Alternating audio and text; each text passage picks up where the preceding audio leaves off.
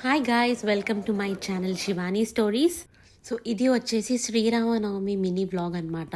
నాకు శ్రీరామనవమి వచ్చేసి గురువారం జరిగింది. నేనైతే ముందు రోజే భక్షాలకు పూర్ణం చేసి పెట్టుకున్నాను. అండ్ ఆ రోజు ఈవినింగ్ మాకు వాలంటరీ చేయడానికి వాట్సాప్లో మెసేజ్ చేస్తే కావాలి అని వెళ్ళాము హెల్ప్ చేయడానికి. అక్కడ సిట్టింగ్ అరేంజ్మెంట్ అండ్ క్రౌడ్ మేనేజ్మెంట్కి లైన్స్ అవన్నీ పెట్టాలి అనమాట.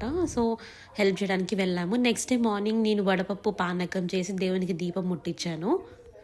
ఇది పెళ్ళైన తర్వాత నా ఫస్ట్ శ్రీరామనవమి కాబట్టి నేను ఏది మిస్ కాకుండా అన్నీ ట్రెడిషనల్గా ఫాలో అవ్వాలి అని చెప్పి పిన్ టు పిన్ ఏది వదలకుండా చేశాను.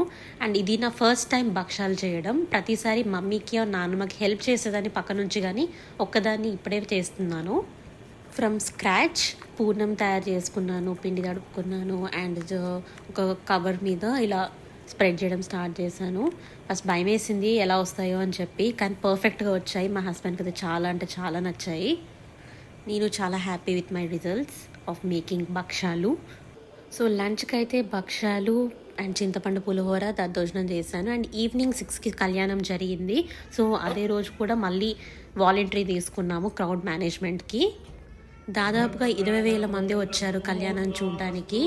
నాకైతే ఇండియాలో కళ్యాణం ఎలా జరుగుతుందో అదే ఫీల్ వచ్చింది. ఈవినింగ్ 6కి స్టార్ట్ అవుతే 8కి అయిపోయింది కళ్యాణం.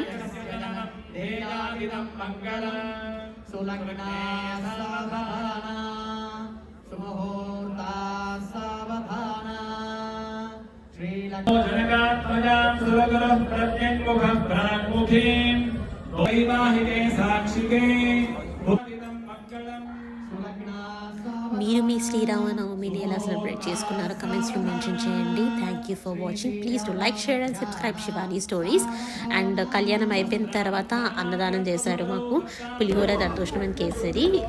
ఇది మా Sriramanavami vlog. Thank you for watching. Bye bye.